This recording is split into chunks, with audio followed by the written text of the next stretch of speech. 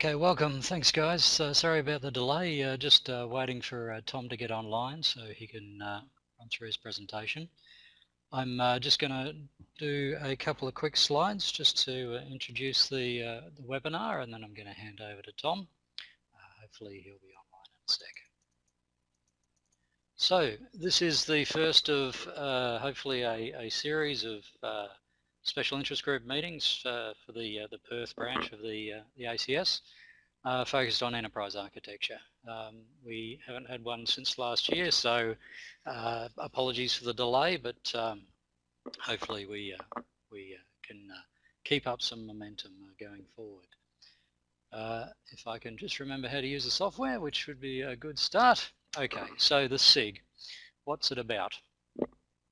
So it is for those that are interested in enterprise architecture, whether you're a practicing EA or somebody who is looking at it as a potential career option, or just wanted to know what it's all about. So what we intend to do is have some regular meetings and bring in some interesting speakers, whether they be face-to-face presentations at a local venue in Perth, or as we're doing tonight with a special guest from overseas who, by virtue of the fact that he's not here, needs to do his presentation online. So that's what we're hoping to do perhaps every couple of months or so, and we'll see how we get on. I take it everybody can see the slide deck. I have not used this software before, so I'm hoping that everybody's on board and can see the SIG Introduction slide in front of them now. Excellent. I'm getting some yeps and some looks great, which is fantastic.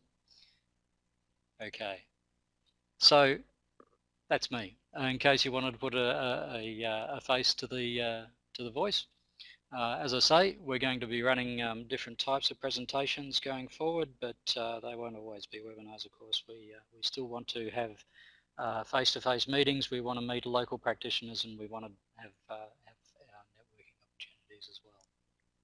If you do have some material that you'd like to present, please get in touch with me. Anything in the architecture space that you think might be of interest to people in Perth, there'll be some contact details at the end of the presentation. So we'll show you that shortly. Now I'm just checking to make sure that Tom is actually online.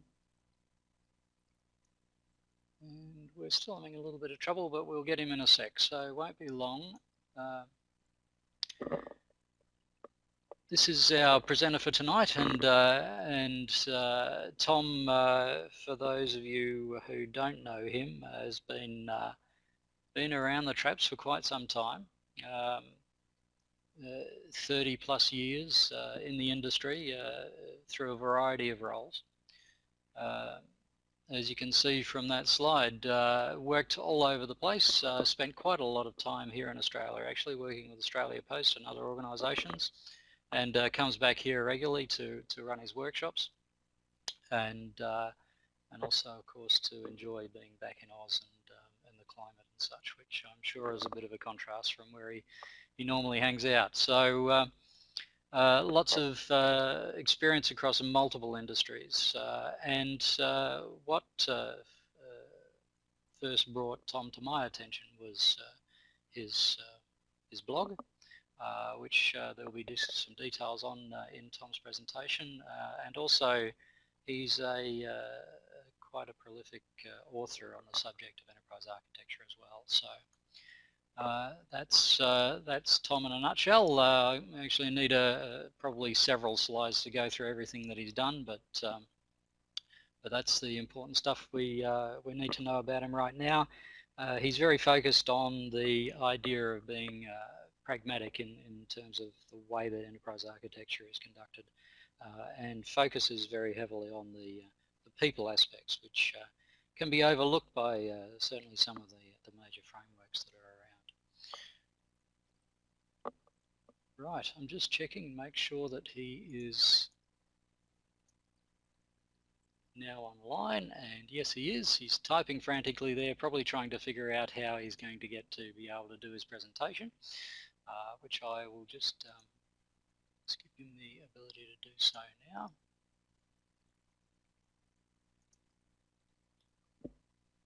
And what I will do now is hand over to Tom, who can run through his presentation. For those that want to ask questions throughout the presentation, you'll see that there is a red Q button down in the chat session on the bottom left-hand corner. If you can use that every time you want to ask Tom a question, that'll just make it easier for him to be able to identify the questions from the general chat. So, Tom, if you're ready, I will hand over to you.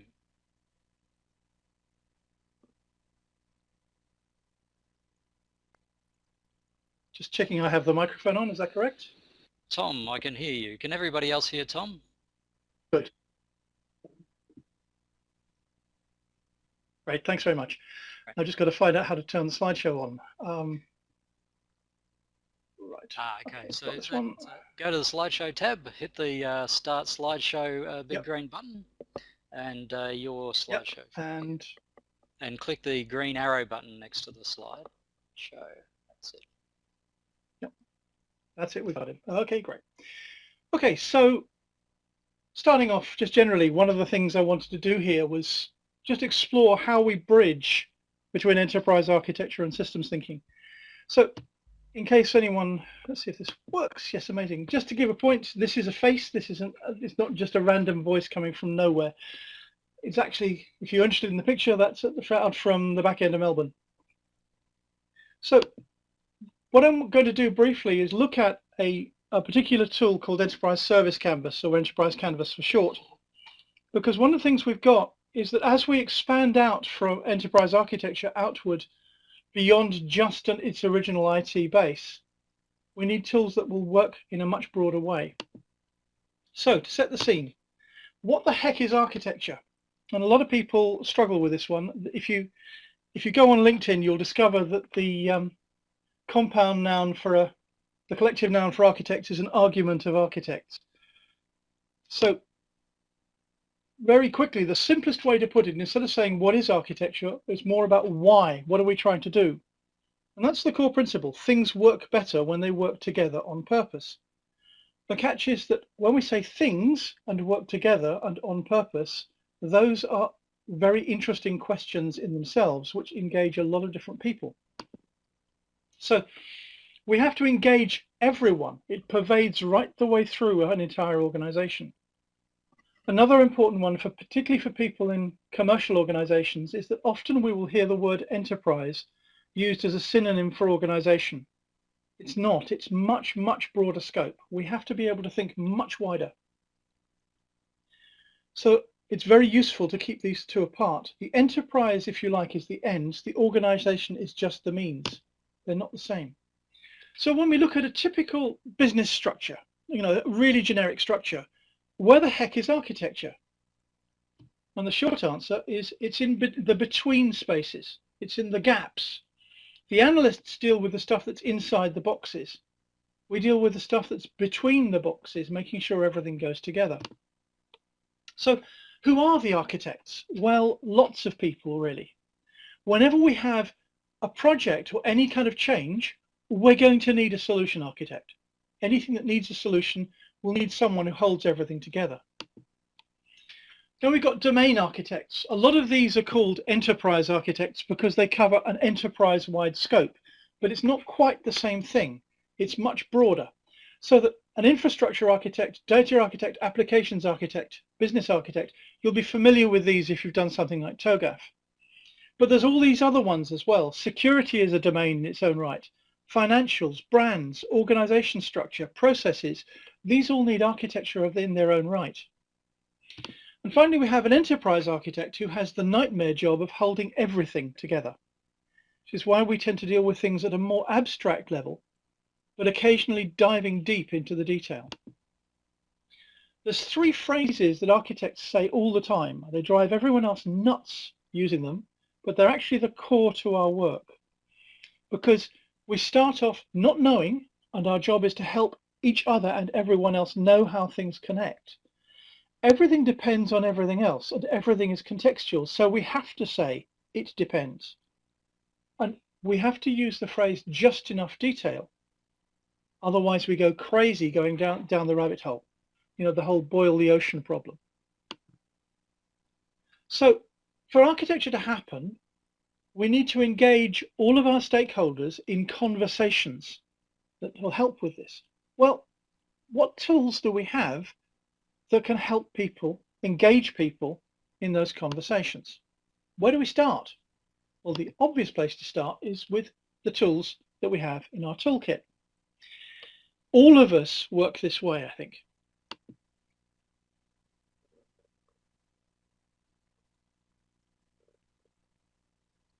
So let's have a look at the toolkit. Let's see what we've each got. On the one side, we have the usual enterprise architecture.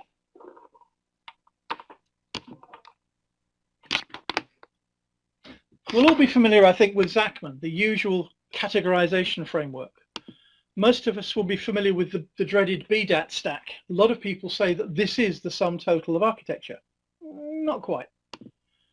A lot of people will have done a TOGAF training, or at least come across TOGAF and its fixed ideas about the 4 architectures: business, data apps, technology, and so on. But we've got plenty of other frameworks too. This is the performance reference model from the FIAF framework, the Federal Enterprise Architecture Framework.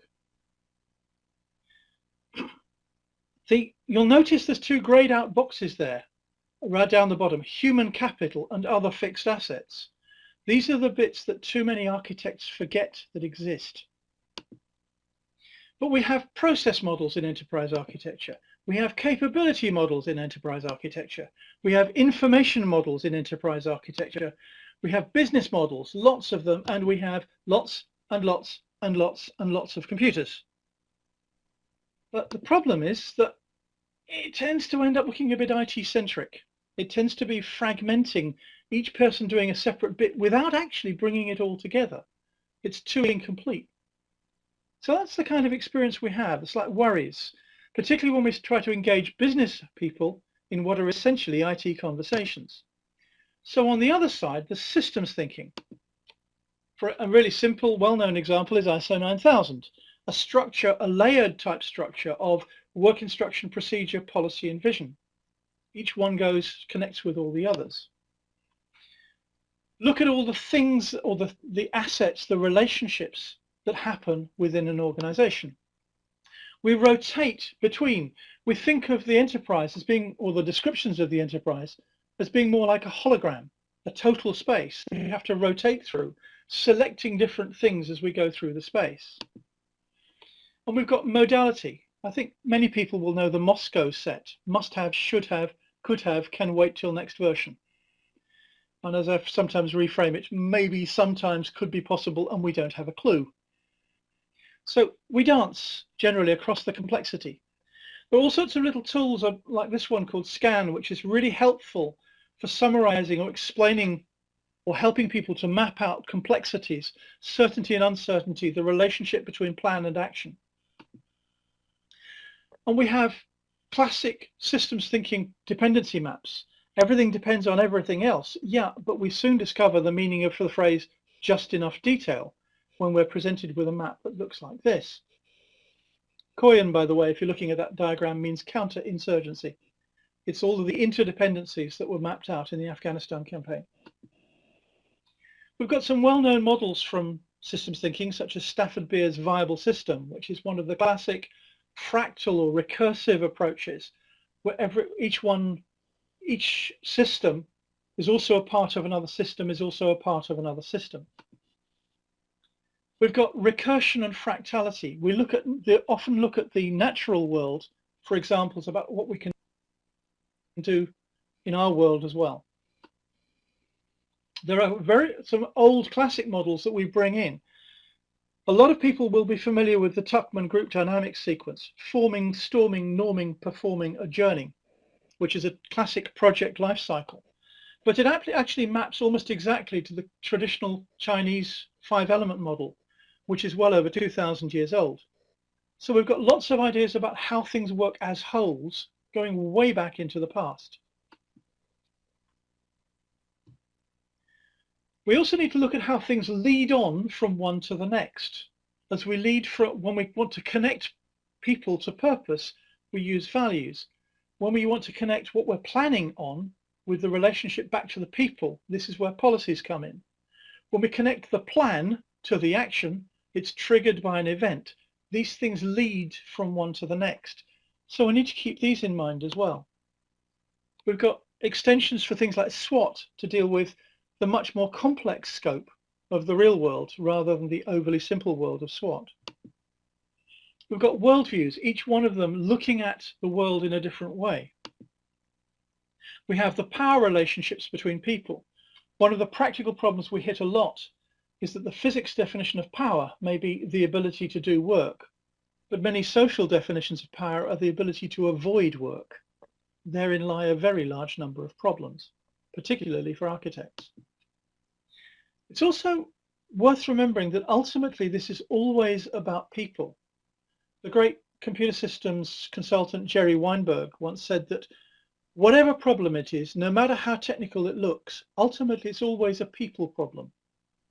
We get people to work with it. We get people to engage with it. We get people who are working for people to deliver values to people and value to people.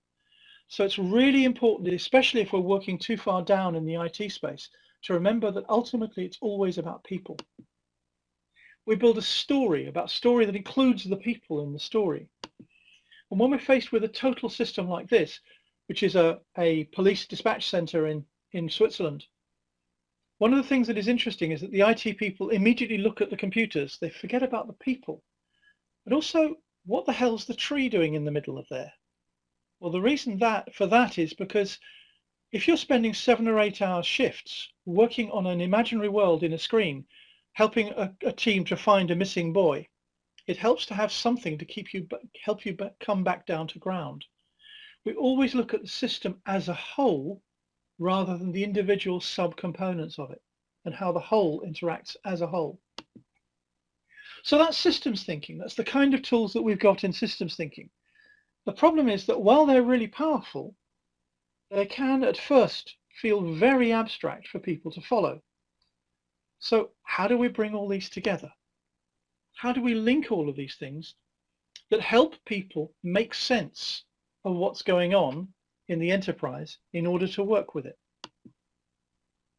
But notice too that the process of working on this is also itself an application of the same process. A lot of our own recursion. This is where meta comes in.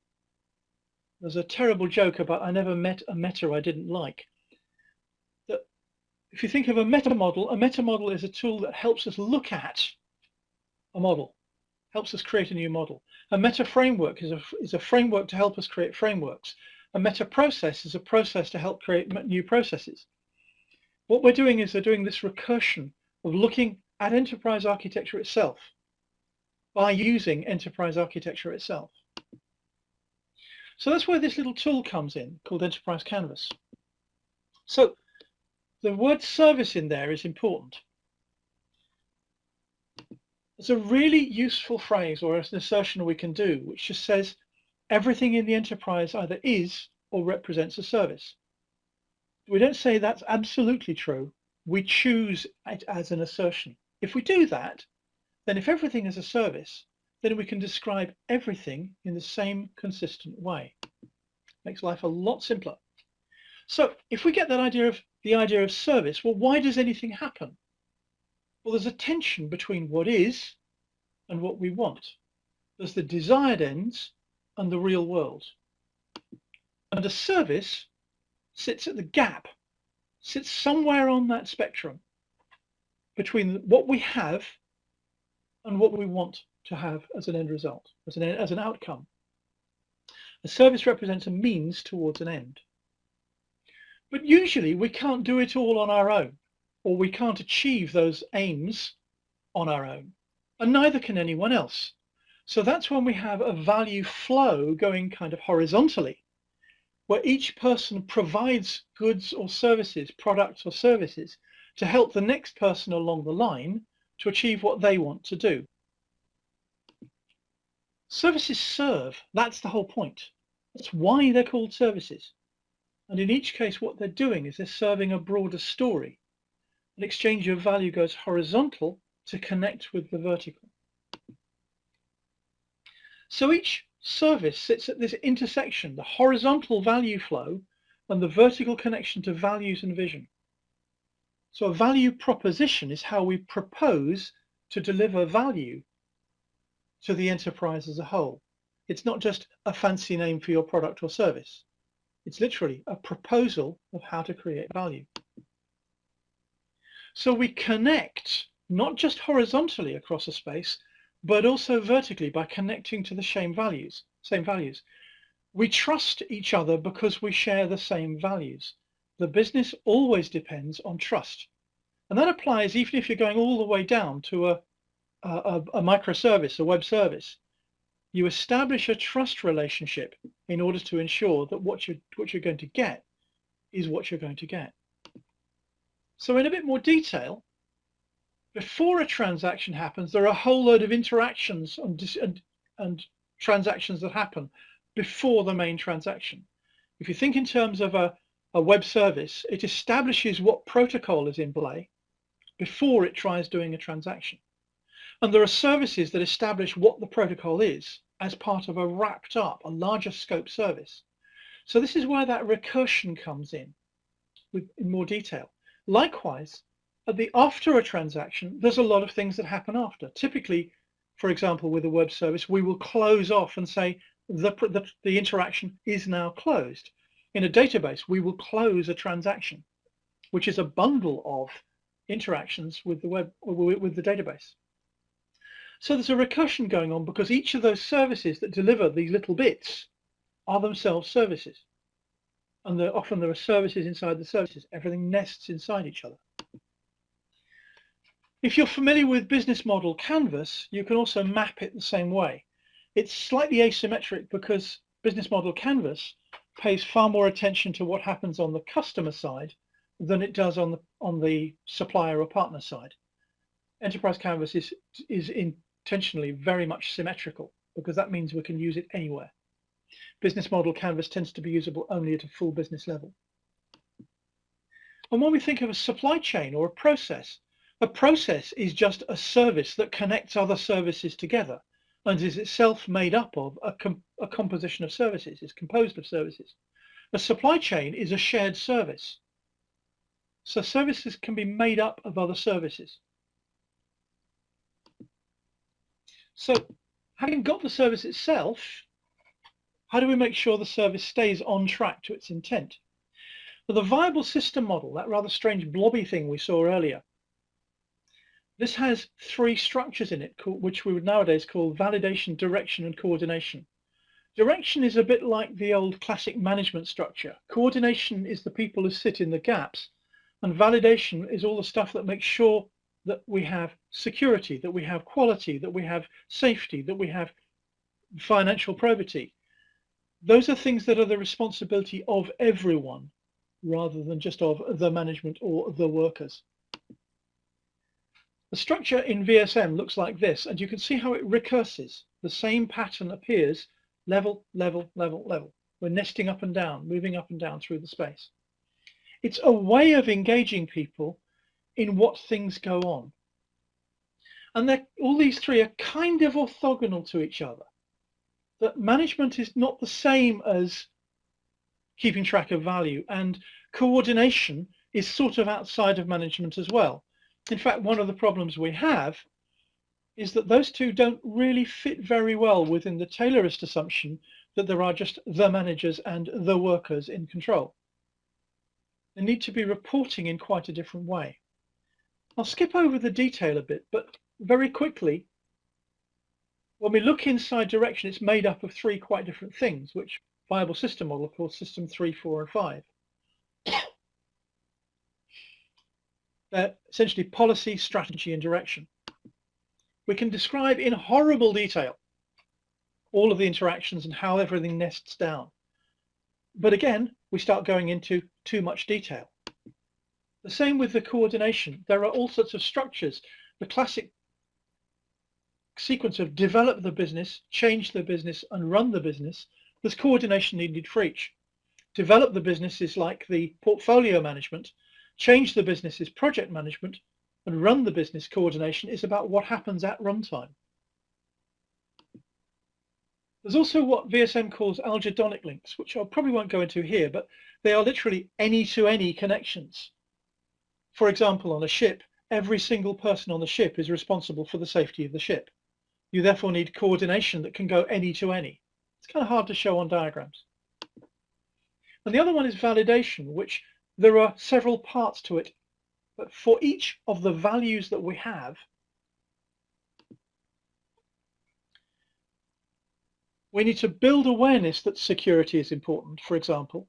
We need to build capability that we can actually do security at runtime. We need to do do security at runtime, make sure it actually happens, and then we continually improve, continually assess, continually make it work. Tom, can I just investors stop you for a sec there? Sure. Yep.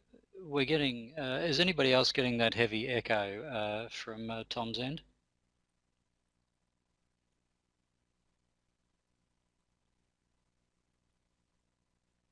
Oh, good. Okay, good. I just wanted to make sure I'm picking up an echo here, and I didn't want it to be a bit of a mess for everybody else. No, all good. Thank you. Please continue, Tom. Sorry. I'm using a headset for exactly that reason. Yeah, don't worry. Yeah, I hope this is okay and it's not hopelessly fast. I tended to do so a bit, I'm afraid. Another side of this, which again people often miss in enterprise architectures, is the investors and the beneficiaries. The classic idea of investors are people that we never really touch, certainly in IT architectures. They are the owners, they are the shareholders. But actually, when we start looking in terms of who are the stakeholders, they're people who are not part of the main flow, but we have to keep on board and we have to make sure that they are satisfied with what they need. Only some of the flows that we deal with stakeholders are about money. So we need to understand how these work. So this particular part of that canvas helps us build the conversations, or helps us describe, provides a space for where we can put those conversations. A useful assertion here is that every enterprise, everything we do is actually for profit. But the point is that profit has a lot of meanings. For example, one form of profit for many of us is to have a family that works, to have a home that works, to have a life that works for us. These aren't about money alone, they're about a lot more than that. And these are the kinds of issues that are too easily missed when we think only in terms of money, or when people pester us only about money. So it's useful to look much broader. There's a lot of work I've done on what I call anti-clients. For example, if you get annoyed at Telstra's wonderful customer service, you rapidly become an anti-client of Telstra. You become an anti-client of an airline who keeps you on hold for an hour so that you don't, on a paid-for line. You become an anti-client when someone gives you bad service.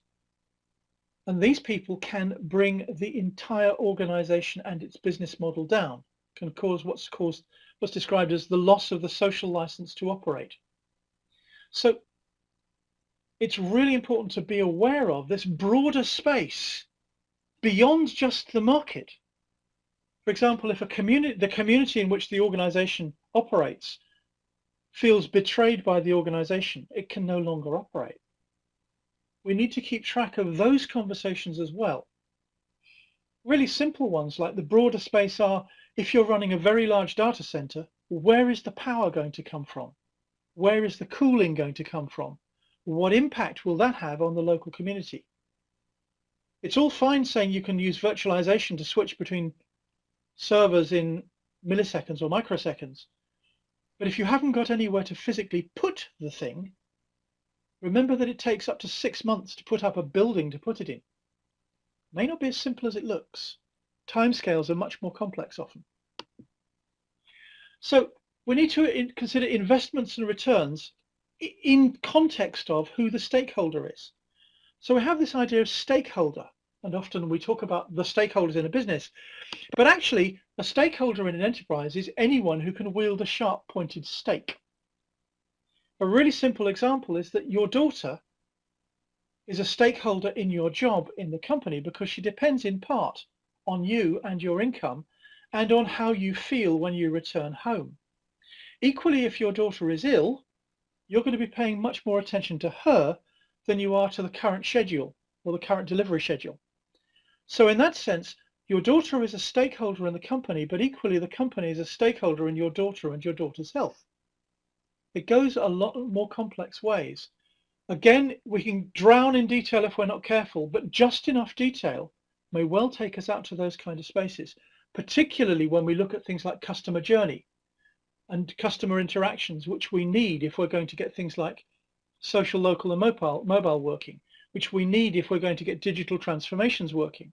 We need to have an understanding of who the people are, often beyond the people that we're transacting with directly.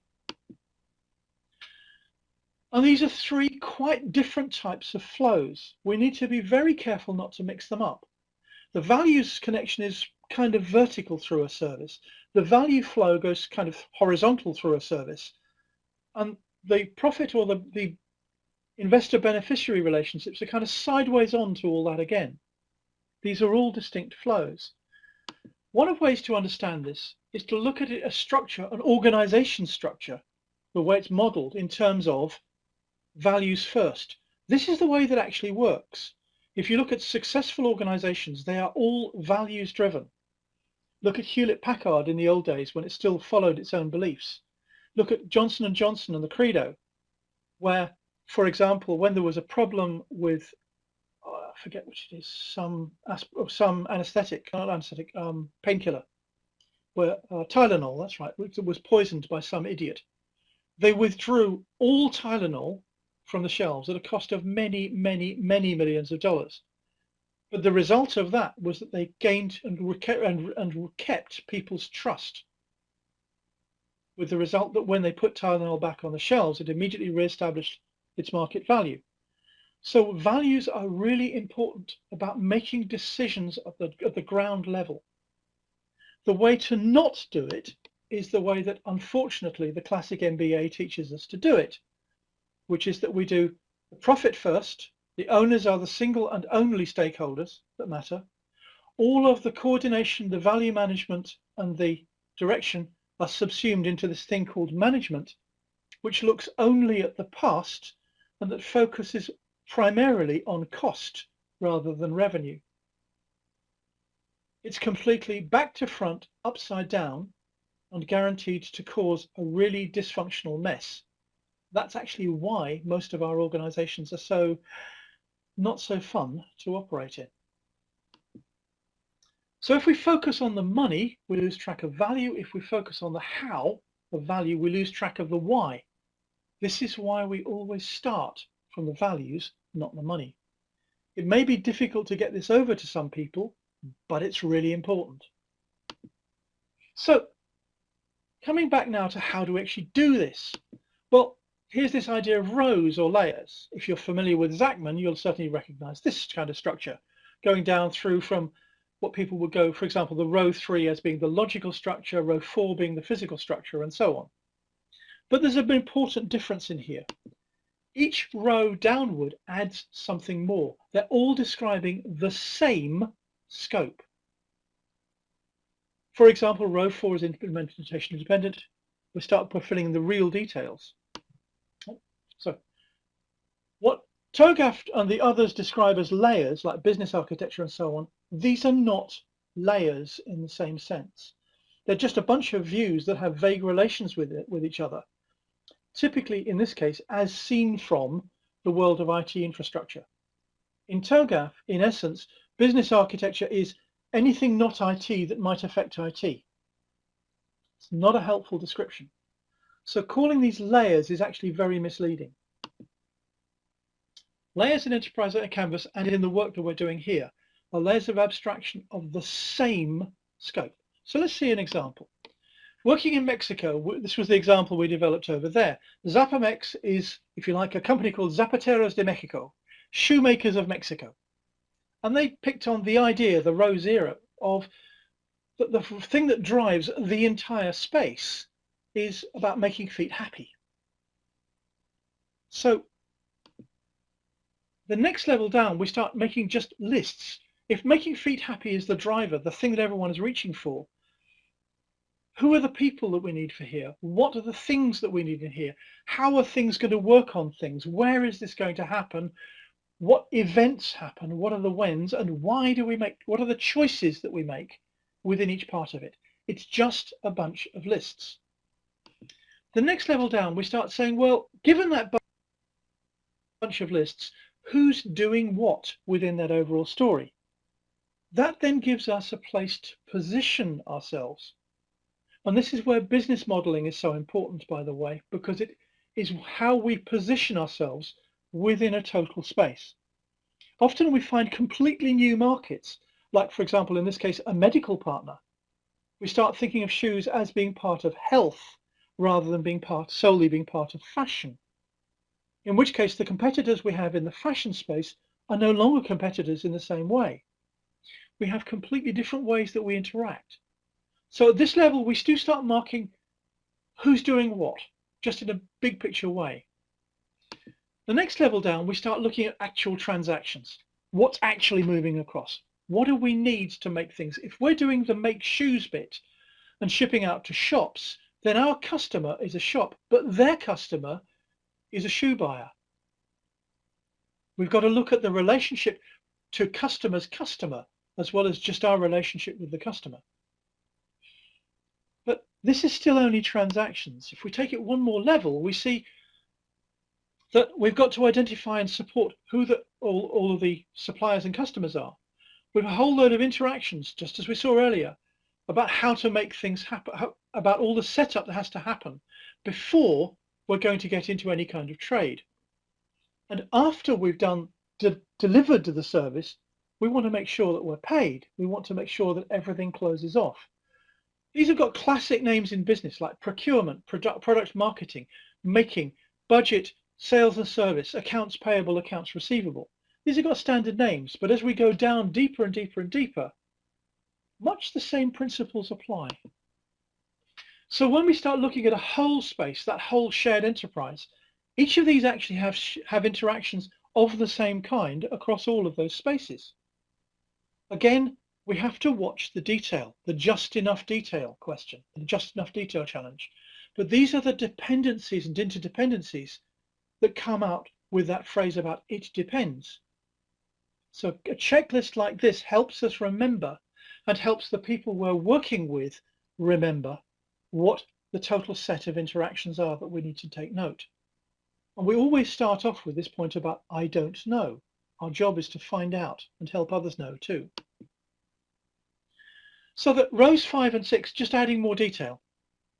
Row 5 is about how we're going to do it in the listing the types of things. We're going to have a such and such server with such and such operating system with such and such app.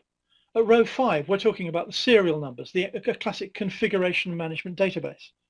Row 6 is what was actually used, which may not be what we planned to use. The two, often we need to match them up sometimes in order to learn lessons. So that's the full set of rows that we dealt with there. Then internal structures. There's an overall view. You'd recognize this again as being a single row in ZapaMex, except it's now got another whole dimension. At the first couple of levels, we can get away with just the simple ZapaMex interrogatives, the simple questions, what, how, where, who, when, why. That list of simple statements. But when we get deeper down, we need to make them more concrete, more business-oriented, more implementation-oriented. Assets, functions, locations, capabilities, events, decisions. One of the problems we have in business and in architecture all the way around is that people are hopelessly inconsistent in the way that they use terms like function, capability, and service. So for our own purposes, it's useful to use a structure like this that has definitions that remain the same regardless of where we are. So an asset is just a resource. It's a resource. The crucial point is that we acknowledge responsibility. So for example, the air is not an asset that we can manage. Relationships with people and physical things and data and brands and so on are assets that we manage. A function, the simplest way to put this is to think of this in terms of a mathematical function. A function is just a bracket. It doesn't do anything on its own. It needs a capability behind it for something to happen. So it's just an interface. It's the simplest way to describe it. The location is just a where. Remember that time is effectively a location. It's not an event in its own right. Events happen in time, but time itself is not actually an event. It's more a location. Capability is where the real magic happens, because a capability can be made up of other services, which themselves are made up of capabilities, which are made up of other services. So this is where the nesting happens. It's the ability to do something, but we then put it together with all the other bits to enable it to actually deliver a real service. We plug capabilities together with functions, assets, and so on to deliver a service. An event is something that triggers. A signal arrives, someone walks into a shop. Those are events that trigger something happening. And we have the decisions and the decision-making, the sense-making, decision-making, how we make sense of something, whether we do it in terms of rules or guidelines and so on, or principles. One of the practical problems we have is that from the outside, a function and a service appear to be the same thing. But remember that a function in the definitions we're using here is just an interface. It's the outside wrapper around a service. The work is actually done by the capabilities. So that's a way of making sense of that mess of random descriptions of function, capability, and service. The relationships between them like this help make it much easier to understand what's going on. So we can use this as a checklist. By the time we get to row 3 and downward, we need the full detail of how all of these things work. So many of those use the asset dimensions. There are physical things, there is information, there are relationships between people, and there are connections of purpose or commitment. A brand is a good example. So a book is a physical thing which contains information, which is owned by somebody and provides a connection to the ideas of the author, so that there are layers and structures. It's always a composite. The asset itself is a kind of thing, but it's made up of elements of intersection. As one very important warning here, that phrase, our people are our greatest asset. The only time that people are assets is when they're slaves. This is not a good thing to say about your staff or the other people in the company. The asset in this context, and it is a real asset, is the relationship between people. And it is different from information, because information about a relationship is not the same as a relationship itself. Information is an entity in its own right in many ways, whereas a relationship always exists between two people and can be dropped by either side.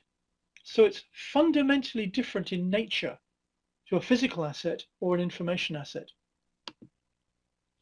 When we move on to the decisions and skills, typically we have rule-based, algorithmic, guidelines, principle-based. And it gives us a warning here, because IT is really good at doing the rule-based stuff and following algorithms. It's not good at dealing with high uncertainty. So when we're looking at a whole system, rather than just the IT parts of a system, when we look at a whole system, we have to include the non-IT parts as well as the IT parts. This is why an architecture has to be beyond just IT itself. When we look at the human side, there's a distinct development path. We have that sequence of trainee, apprentice, journeyman, and master, and the amount of time that it takes to do each. So overall, this provides us with a graphical checklist that we can use when working with our clients, working with our internal clients, our stakeholders, our other developers, that we can make sure that we've covered all of the bases. Most of this stuff is about finding a good graphical checklist. So product, where's a product fit? Well, that's what's exchanged between services. It's the stuff that sits between. It's an outcome of a service and the promise of future service. It's always an asset. It is moved between the different spaces. Different people have different views on how the whole thing works. And there are cycles of interactions. The classic commercial view says that the only thing they want to do is to grab attention, which is the literal meaning of advertising, to turn away, to grab attention, to do the transaction, grab the money, and forget about everything else. But actually, we have to keep the trust going. And it also connects across the whole enterprise space. The transaction is only the easy bit, the middle bit. We have to keep track of everything else as well. And all of these connect, again, across all of that enterprise space. The different types of assets tend to come in particularly at different parts of that cycle. This trust is driven particularly by the brands, by the aspirations, by the promises. Building relationships, once you have the relationship, you can now build a conversation that makes sense. With a conversation, we can now build towards a transaction, and we unfold all the way back out again. There's a cycle that goes on in here. Connecting people to the purpose. This is a typical project cycle, but every instance of service delivery is also a project in its own right. We connect from strategy to tactics to operations and back again, much the same way. One of the concerns in architectures of all is to connect between strategy, tactics, and operations. This gives us a checklist with which to do it. That point we said earlier about things lead from one to the next. The values are what bring people in. The policies are what connect the people to the plan, and so on. And effectively, there's a kind of zigzag from the inside to the outside, to the inside to the outside. That which leads from one to the other. So the same model is giving us all of this in one space. So we've got similar exchanges happening across every interchange, every interaction. So with one single model, we've now have a set of checklists that we can run across the whole space. This is not the model, I emphasize. This is just a tool, the kind of tools that we can use when we connect enterprise architecture with systems thinking to make sense of the way that an organization or an enterprise or a service works as a whole at every possible level. So to wrap up, if we start off with this assertion that everything in the enterprise is or represents a service, then we can describe everything in the same consistent way. But do remember that it's always about more than just structure or the IT. It's actually always about people. And for particularly in an architecture, we're getting people to work together to reach a shared understanding, because the real driver is about making sure that things work better together when they work together on purpose. So over to you. What will you do to make that happen? Your choice. Over to questions now. Thanks again to Daryl. Thanks, Tom. Wow, that's a lot of information. Do we have any questions? I didn't see a lot of typing going on, but there was an awful lot of stuff to take in there. So that's fantastic, Tom. Thanks very much for that. Just waiting to see if anybody has any questions. Lots of thank yous, and yes, lots of useful information. As I say, probably a little bit too much to take in. Yes, Luke, that's a lot of information. You do need time to process it. I think when somebody... Well, that's why the slide deck is going to be up on SlideShare. Yeah. That's why the slide deck is going to be publicly available. That's right, and that's why when you distill a career of over 30 years into a slide deck, there can be a lot of information to take in. So, what I think I'll... well, someone asked, are your tools free for use? Sorry, someone asked here, Peter R. said, are the tools free for use? The answer is yes. I haven't got round to putting any kind of copyright label on them, but I will eventually put them as a Creative Commons, as a buy and a share alike. Right. And but no, they are not proprietary, and that is intentional. Okay, and we'll make that information available at some point in the future, Tom? Yes. It's essentially all of the slide decks are up on SlideShare if you can point people to that.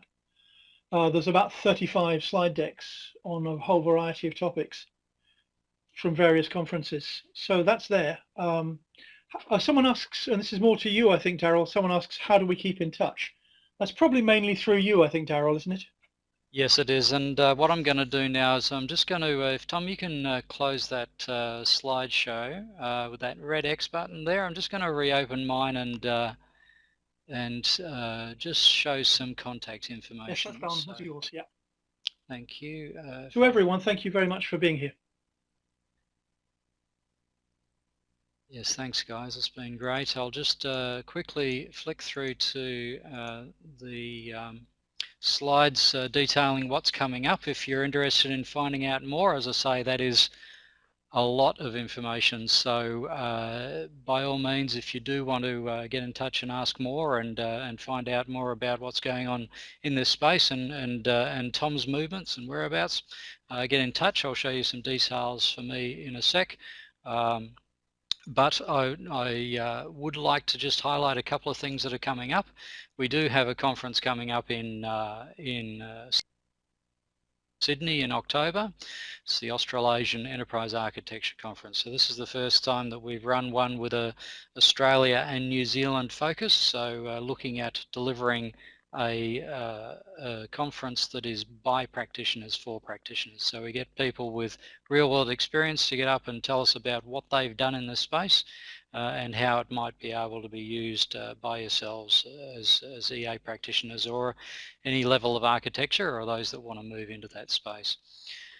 There is discounts available for ACS members. The link to the website is there, and we'll also make this slide deck available as well, so you can have a look at these details later. But also, Tom, I'm bringing Tom out to be the opening keynote for that conference, and I thought, well, sometimes it's a little bit hard to get people from Perth over to Eastern States conferences. So what I've done is asked for Tom to come to Perth and run his workshops here. So there's a combination of either a one-day or a two-day workshop that is available, and Tom will be running those in October, the week after the conference. So here in Perth, up at Clifton's on St George's Terrace. There is details available on Tom's website for those who want to book in and come and find out more about what was just given to us in a very, very brief time. So as Luke says there, thanks for coming to Perth. Yes, we appreciate you making the long journey over. It's bad enough the day or so in a plane to get to Australia, but then we make you fly all the way across as well. So we appreciate that greatly. Yeah. You're cruel like that. And well, it's a very nice place to visit, I guess. Also, okay, so the final slide, guys, just to wrap up the evening. That's my email address. Feel free to take a note of it. As I say, we'll put up this slide deck somewhere. I'm sure, Brett, you can probably help me find a home for that. If you do have any ideas for future SIG meetings, by all means get in touch.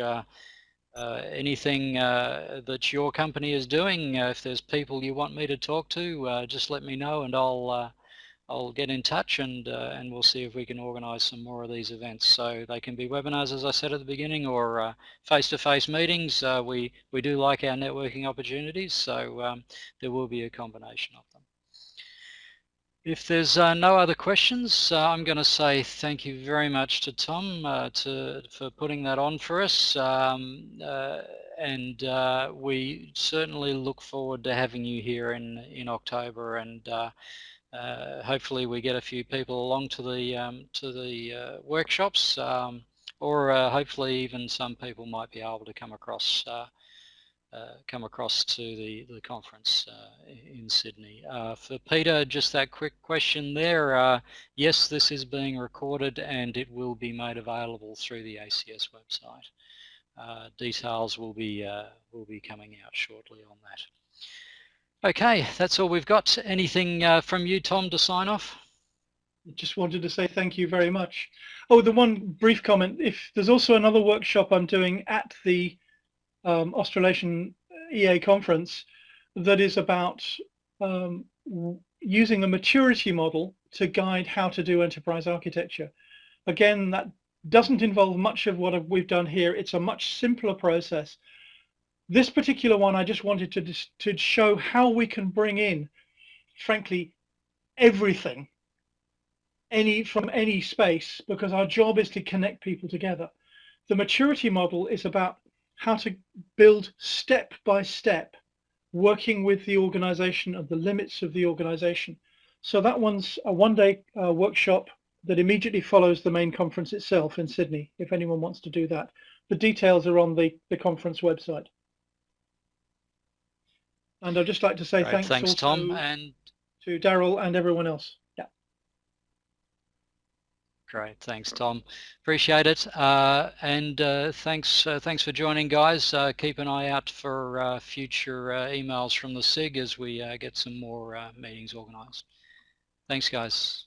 Bye.